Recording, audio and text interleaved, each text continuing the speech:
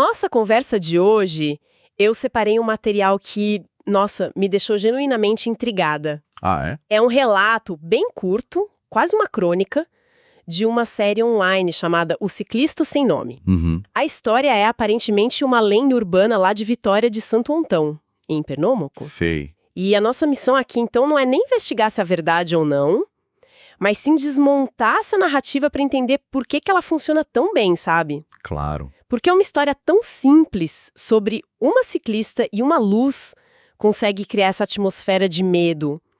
Ela mexe com umas coisas muito básicas, tipo solidão, o inexplicável, só que num cenário super comum. E é exatamente essa combinação, né? É isso que deixa a análise tão interessante. A gente não está falando de um castelo assombrado. Não. É uma ciclovia na periferia de uma cidade brasileira. O que a gente vai fazer aqui é olhar para a mecânica da coisa. Como a história usa lugares reais para a gente baixar a guarda, como o suspense é construído passo a passo e, o mais importante, o impacto psicológico que ela quer causar. Sim. Para mim, o mais brilhante é justamente esse uso da geografia local, quando o texto cita, sei lá, a fábrica da Pitu, o Monte das Tabocas. Ele cria uma sensação de isso podia ter acontecido aqui na minha rua. Ele meio que dá um CEP pro medo. Dar um CEP pro medo. Nossa, adorei isso. Então, o ponto de partida tem que ser o começo da história, que é de uma normalidade, quase chata. Uhum. Uma ciclista sai pro pedal dela de sempre, vai encontrar o grupo, só que aí vem a primeira coisa estranha. Ela chega no ponto de encontro E e não tem ninguém. ninguém. E a decisão que ela toma nesse momento é o motor de tudo. Totalmente. Porque ela podia ter voltado para casa, ligado para alguém. Mas não. Ela decide seguir sozinha e aí, narrativamente falando, esse é o primeiro passo para fora da zona de segurança. Exato. A solidão é o pré-requisito para o medo que a história quer construir. Remove-se a segurança do grupo, da tribo. É um medo quase primitivo, né? O medo de ser o animal que se separou da manada. Agora está vulnerável. Faz todo sentido. E a história reforça essa normalidade inicial de um jeito muito inteligente. Ela não vai direto para uma estrada escura. Não. O texto diz que ela começa o percurso passando na frente da fábrica da Pitu. Um lugar super conhecido, com luz, com movimento de caminhão. É um jeito da narrativa dizer pra gente, olha, o mundo continua normal. Isso. Mas essa normalidade cria um contraste que só aumenta a tensão do que vem depois, né? É como se o perigo fosse uma bolha que vai se formar só em volta dela. Exatamente. O perigo não é o ambiente. O perigo é para ela. E é logo depois disso que vem o primeiro sinal de que algo está errado. E o que eu acho fascinante é a escolha do autor. O sinal não é um barulho, não é uma sombra. Não, não é. É isso que me pegou. Ela sente uma presença. Uhum. Não é algo que ela vê ou ouve. É puramente instintivo. A história até reforça. Nada que desse para explicar, nada que pudesse provar. Porque isso é mais eficaz do que, sei lá, ela ouvir um galho quebrando. Porque joga a arena do medo para dentro da cabeça dela. E, por consequência, para dentro da nossa. Ah, entendi. Um galho quebrando é um medo externo. Pode ser um bicho, outra pessoa. Tem causa e efeito. Uma presença, por outro lado, é um medo interno, psicológico. Não tem como lutar contra isso. Exato, ela não pode fugir porque ela nem tem certeza se é real. E a reação dela é a mais humana possível. Ela racionaliza, ela pensa, é só impressão, ainda está cedo, e continua o pedal. Ela tenta anular o próprio instinto. E fazendo isso, ela continua se aprofundando no cenário. O texto vai citando os bairros por onde ela passa. Cajá, Água Branca, Santana. Uhum. É um detalhe pequeno, mas mostra um movimento geográfico bem claro. Ela está se afastando cada vez mais daquela segurança inicial da fábrica. Sim, e essa jornada física espelha perfeitamente a jornada emocional dela. Ela está pedalando em direção à periferia, à saída para a BR, perto de outros marcos como a Sadia, o Monte das Tabocas. Ela está indo para o que os antropólogos chamam de espaço liminar. Espaço liminar. Aquele tipo de lugar que não é nem uma coisa nem outra. Não é mais o centro urbano, mas também não é a estrada aberta.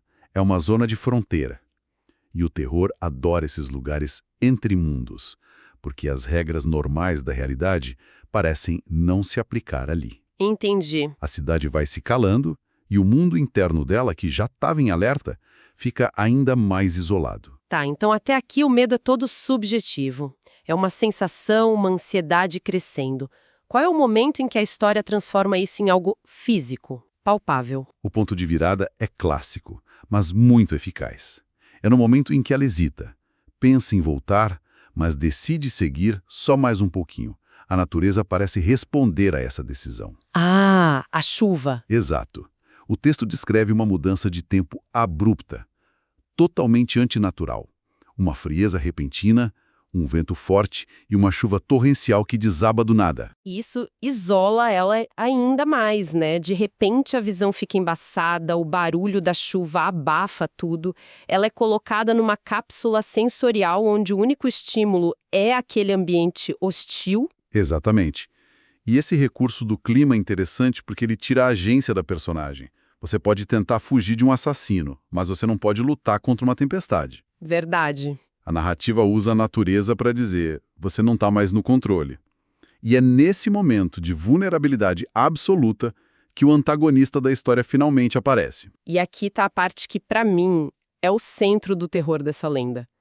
Não aparece um monstro, não aparece um fantasma. Não. O que ela vê no retrovisor é uma luz vermelha, piscando. Honestamente, a primeira vez que eu li, pensei, é só isso, uma luz. Mas o medo que essa imagem simples causa é gigantesco. É o poder da ambiguidade. O que é mais assustador que um monstro? É algo que você não consegue definir. Exato. Uma luz vermelha pode ser tanta coisa. Outro ciclista, uma moto, um drone, e ao mesmo tempo, o comportamento dela anula todas essas explicações lógicas. Sim. A reação inicial dela é pensar que é outro ciclista. Mas, quando ela acelera para se afastar, a luz acelera junto. Quando ela diminui o ritmo... A luz diminui também. É isso que é tão perturbador. A luz imita o comportamento dela. Isso sugere uma inteligência, uma intenção por trás daquilo. Não é aleatório. E a descrição da perseguição é de uma simplicidade que aterroriza.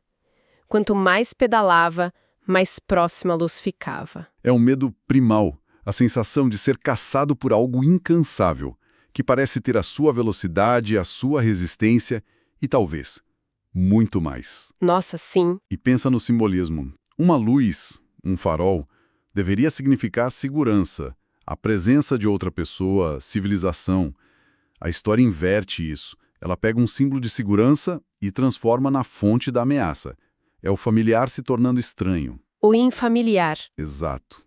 O Unheimlich de Freud. Não tem um rosto para temer, não tem um corpo para atacar. É só um ponto de luz que representa uma ameaça desconhecida, implacável e incompreensível. A gente chega, então, no clímax da perseguição.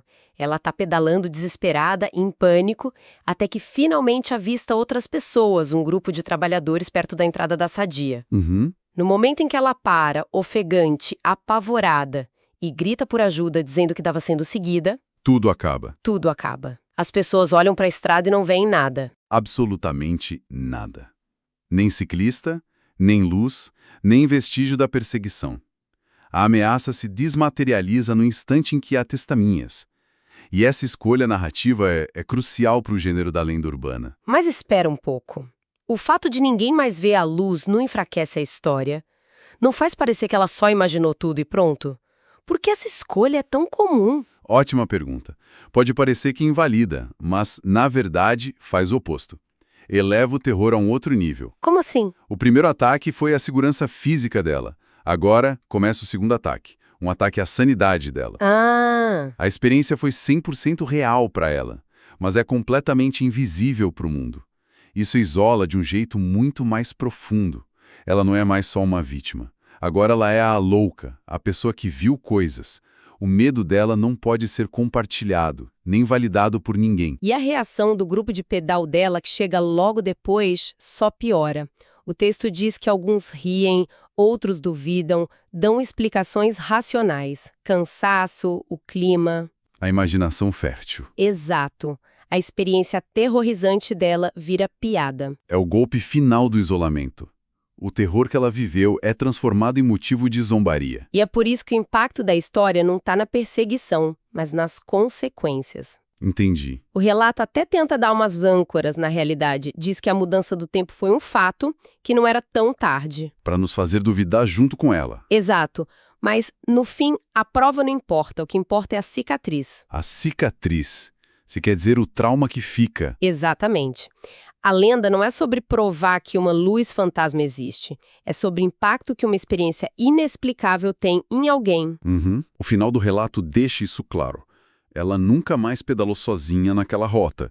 E, até hoje, quando passa por lá, mesmo acompanhada, ela ainda sente a tal presença, como se alguém estivesse logo atrás. Nossa! A verdadeira assombração não é a luz que sumiu, é a memória. O medo se tornou parte daquele lugar para ela.